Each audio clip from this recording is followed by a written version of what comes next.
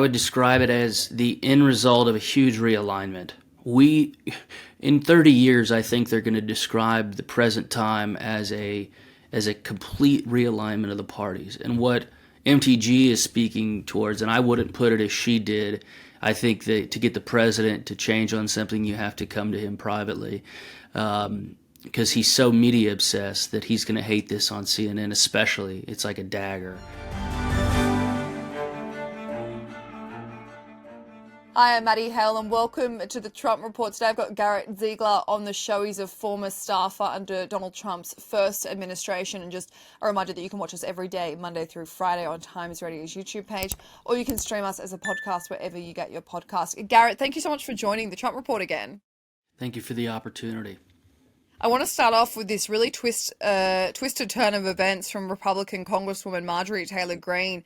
She has praised House Speaker Nancy Pelosi. Of course, we saw this week Nancy Pelosi announced that she would not seek another term when it's up in 2027. She said on CNN, being Marjorie Taylor Greene, she said, "I will praise Nancy Pelosi. She had an incredible career for her party. I served under her speakership in my first term in Congress, and I'm very impressed at her ability to get things done. I wish we could get things done for our party like Nancy Pelosi was able to deliver for her party." So what's your reaction from that praise from Marjorie Taylor Greene, and also a bit of a dig to the Republican Party? Well, I actually agree with her, and it shouldn't be that much of a news story that we can agree with some aspects of one's personality and disagree with others. So MTG is actually, being a mature adult and setting aside some things and accepting others. Even more than just a realpolitik Machiavellian admiration of Pelosi, and getting things done, is the dig on the Republicans. I agree with that even more. The Republicans, we have this saying in America that the Democrats are the evil party and the Republicans are the stupid party. And part of that stupidity goes to a general unease when their fingers on the trigger.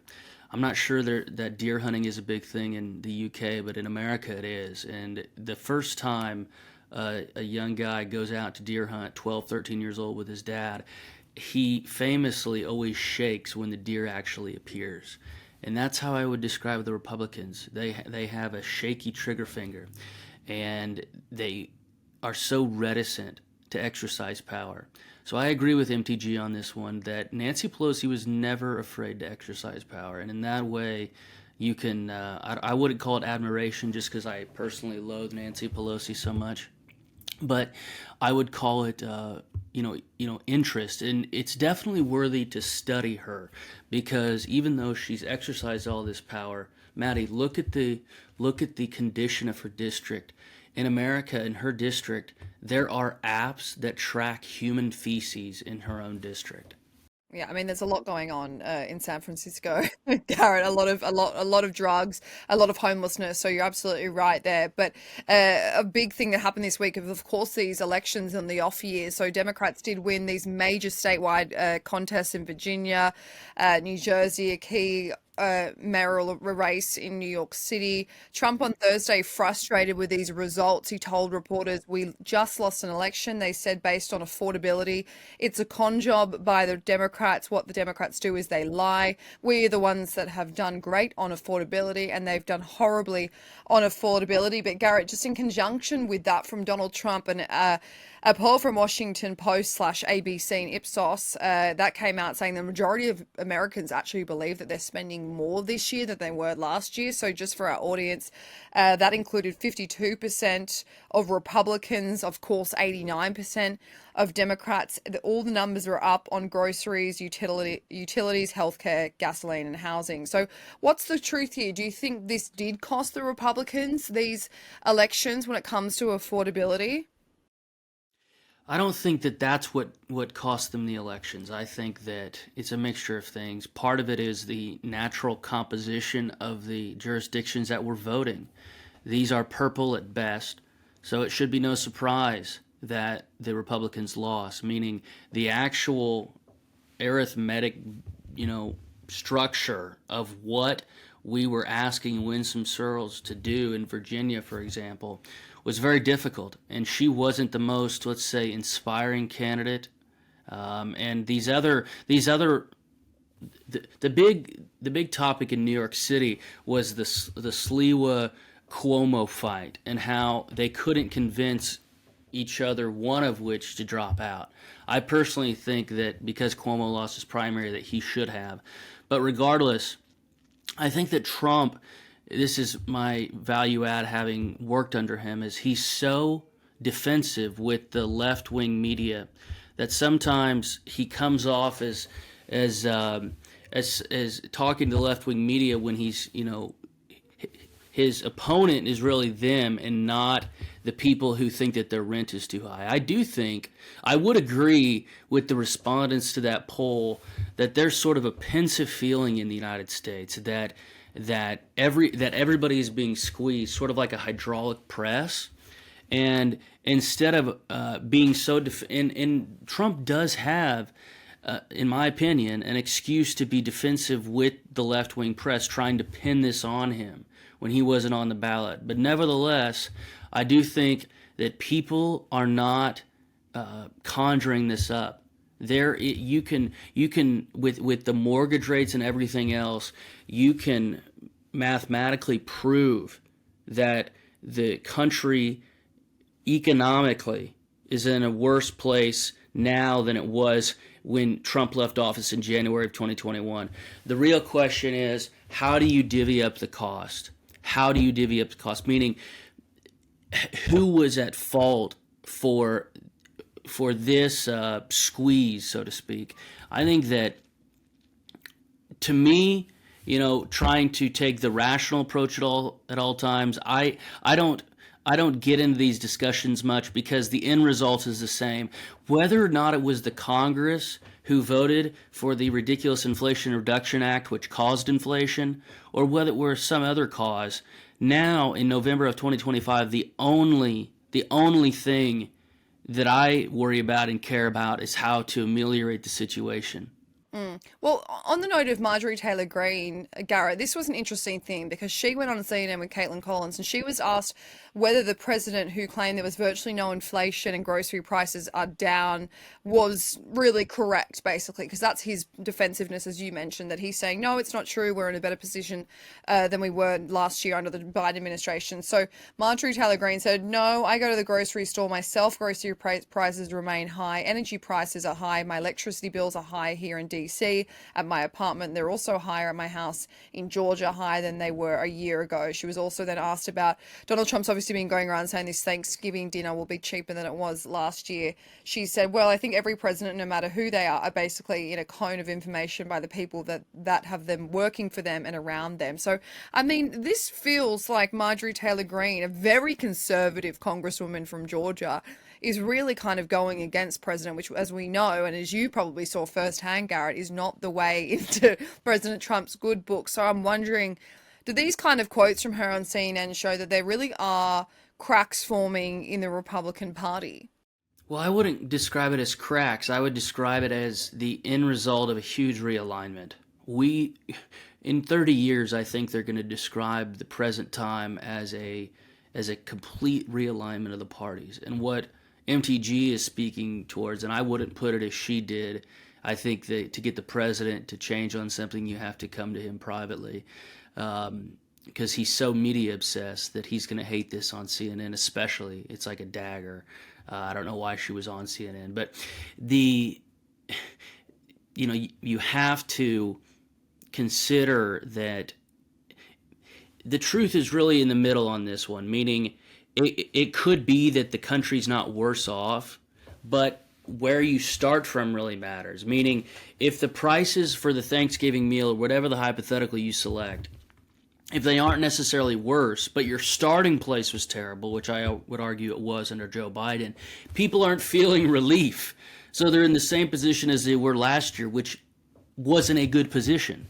So they could both be right in this scenario. MTG could be saying, hey, the prices haven't gone down and the math shows that. But at the same time, they haven't gotten worse. The country, though, Americans are not going to be content with it just hasn't gotten worse. There has to be material improvement because where you started from is so unworkable for so many people. So do you think, Garrett, that a lot of Americans are thinking that the Republican Party haven't fulfilled their campaign promises when it comes to the economy? Well, I think it's a mixed bag, to be frank. I think that you are seeing the one thing that even the left doesn't dispute now is that the fuel prices have gone down, and anybody can go check a nonpartisan source like AAA, which does automobile data and everything else in the United States. The fuel prices have gone down, and what that is there's a lot of secondary and tertiary effects of getting the fuel prices down. I think the president should focus on that. That's one of his key wins. Why that affects so much is because it has huge impacts on truck drivers, people who work on the road, all of those industries, what I call the real economy, that indisputably win for Trump. If he focuses on those wins, and Trump is a weird, and I say that positively, a weird character in American history where there are no topics that he'll say that he hasn't succeeded on. So he needs to focus on the key wins, fuel and other. That is a $1 trillion industry. He needs to focus on those, and when he gets to these other ones, if he does have victories, then start speaking about them. But sometimes he's so indiscriminate about which topics he's in. By the way, it's so much better than what we had under Joe Biden with regard to him going back and forth to the press. So some of the things that I'm complaining about when he's shooting it back and forth with the press in the Oval for 45 minutes straight, just like he did yesterday, that's a breath of fresh air. Especially for the media, especially for the White House call. True, but we have to call, our job is to tell the truth no matter who is implicated or who it involves. And I think that when he's speaking on all these topics, you're getting his rough draft first impression of the topic. And sometimes that can be, he doesn't have all the data, or he's being so defensive. He's right to be defensive because the left-wing press universally hates him. They don't just hate his policies, Maddie, they hate his personality. But I think that he should love the country more than he's defensive of the left-wing press. When you say fuel, can Donald Trump really take ownership for the drop of fuel prices, or is it more of the aftermath of COVID-19 and like regularity when it comes to fuel, and obviously a little bit regularity when it comes to the not that we're at the end or even nearing the end of the war between Russia and Ukraine, but when the war broke out, obviously there were price hikes when it came to gas and oil. So is the drop to do with Donald Trump's administration, or is it more of just the series of outcomes? I think that any time an industry is extremely regulated, which the energy industry is in the United States, I mean, it looks like a quilt from above. That is how regulated, meaning we have these local utilities that have to get approval from the state to raise prices. But from the supply side, it definitely is a result of policy, meaning you can either put new regulations in place or get rid of regulations that change the overall market structure for natural gas, crude oil. And I think that everything they've done so far is a complete, even though under Joe Biden there was more crude oil pumped, and the left always tries to bring this up, and of course I agree with this statistic because it's indisputable. There was more crude oil pumped. However, the focus under that administration, I can find you dozens of press releases, is having different sources of energy. And I think that obsession with solar, wind, all this other stuff is non-existent. And I think that will end up lowering the cost because those industries, however sexy or attractive to a certain portion of the population, they do not work economically without huge subsidies. And it's funny because they went after Elon and said, hey, we don't like you anymore. The Congress is not going to vote for the $7,500 tax credit. And it was sort of funny. He said, fine, we're not going to do that. That's fine, but we're not going to do wind and solar subsidies either. And I think that that's such an emotional issue for them. If we nix that, if we put the wind and solar projects to the back burner, that will only decrease the supply. There'll be more investment going towards the traditional methods of energy production, which are more economically sound and which employ more Americans. Let's move on to Thomas Massie. He is fed up, Garrett, when it comes to House Speaker Mike Johnson for keeping Congress on recess. He tweeted, "How is it that we have the money for regime change in Venezuela, but not money to pay air traffic controllers in our country? Speaker Johnson, call us back and let's vote to fund the parts of government that people actually want or need, controllers, soldiers, etc." He also believes that the part of the reason, or even most of the reason, that Speaker Johnson is keeping Congress on recess is because he is avoiding swearing in newly elected Congresswoman Adelita Grijalva, because she is the 218th signature on the discharge petition, which would, of course, force a vote to release these Epstein files. So what's your reaction as an American, Garrett, to this continued recess and Thomas Massie really going against Mike Johnson? Well, no surprise on Massie. I personally admire the man. I think that the Epstein issue is very salient and held in, it's held as very important for a certain portion of the electorate, and I would be in, I include myself in that. But I think the percentages, the vast majority of the country just wants the country reopened more than so his sort of trying to armchair psychoanalyze Johnson and what his motives are. I'm not sure it's that productive. I think that, my personal opinion, going back to the Republicans, is when they try to justify keeping the filibuster through talking about the founders, this is what triggers me, Maddie. John Thune said, our founders intended for there to be a filibuster in the Senate. That's actually completely false. The filibuster, as you may know, is a Senate rule. It's just a convention. It can be changed with a majority vote. The founders did include a two-thirds provision for the removal of an impeached official. That is constitutional. But these Republicans try, because I love the founders, and I'm very that's the area of my education where I'm strongest. The idea that, and you can make an argument that George Washington would be in favor of the filibuster. What John Thune can't make an argument about is that they wrote it into the Constitution. He said that on national TV, that this is what our founders would wanted. That's just not borne out by the evidence. The reason why I'm going in this direction, to answer your question, is Johnson's always talking about we voted 13 times, 14 times. They wouldn't have to go through the trouble if they would get rid of the filibuster. The reason the government is shut down right now, from a practical standpoint, is because although they have 53 votes in the Senate, they don't have 67. If you change it to 51, the government opens tomorrow. So John Thune has to get much more intelligent on his rationale for not ending the filibuster. I would have ended it within the first week, because I think the Senate is so corrupt, and they're not acting in good faith. I think that, and this is again opinion, because I can't peer into Chuck Schumer's heart, and I probably wouldn't want to go there if I could. This is about his primary race. This is about his left-wing flank. From a real politic perspective, he wants to tell all of the AOC voters that he really stuck it to Trump, and he didn't do what he did in March and go along with him.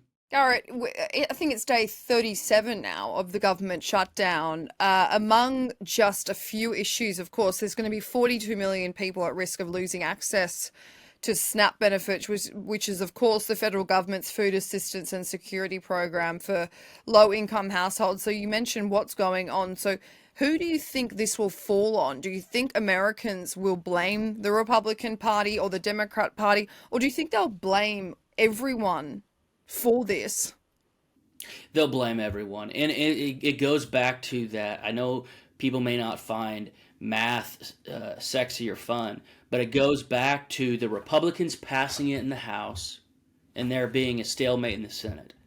So the country realizes that right now the Senate won't get to 67, and therefore, even though the House is not, the House is not to blame in the or the GOP in the House is passing it, the Senate is failing. And at the end of the day, if your federal contract or livelihood depends on the federal government reopening, who is responsible is just maybe an academic question, meaning the result is the same either way. How I look at the 42 million figure, it's an absolute travesty. I think that that's an indictment on the United States of America, that there are that many souls dependent on it. However, I'm going to say the unpopular thing like I usually do, which is I think that it's in the single digits of people who should be on those programs. Nobody in the United States, even on the rightmost flank, and that's where I consider myself, wants truly crippled or elderly widows to not have SNAP benefits. At the same time, there are entire sub-industries, and I live in rural America. I live 3 hours south of Chicago.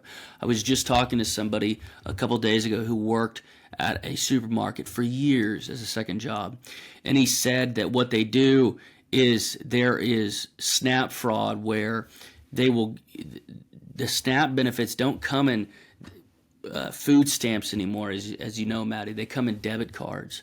So because debit cards are totally fungible, they will literally trade drugs, either coke, marijuana, etc., and the person will then go into the supermarket and use that, and all they have to do is remember and memorize the 4-digit code. What I'm saying here is there will be a small percentage that tragically will go without. However, the sheer number of people who are abusing these programs is such that I would vote for their abolishment and to give grants to nonprofit organizations in their stead. The Republicans, because they always talk about smaller government, they would be wise to utilize this situation, however difficult it is for some, and talk about that, the need for that. This government program is bloated. Why don't we just take the money and give it? There will be some fraud if you give it to nonprofits. I'm not disputing that. However, the scale, in my opinion, won't even be comparable. Whatever fraud we have giving it to the First Baptist Church will pale in comparison to the bureaucrats who administer it now. Well, let's hope, that there is a large majority of Americans that receive that SNAP benefit, because if it is 42 million Americans, Garrett, out of a population of 350 or so, that is still a huge number of people that rely on that. But it's sad as hell, yeah, and it's embarrassing, quite frankly, because we're a very rich republic, arguably the richest in human history, and this isn't the exact topic. However, these scenarios point to a deeper cancer, which is, in my opinion, in the United States, just a complete disintegration of the American family and social structures. So, for example, for me to go hungry, and I'm not from a wealthy family, but I'm also not from a poor family. For me to go hungry, there are about 30 different social structures that have to fail.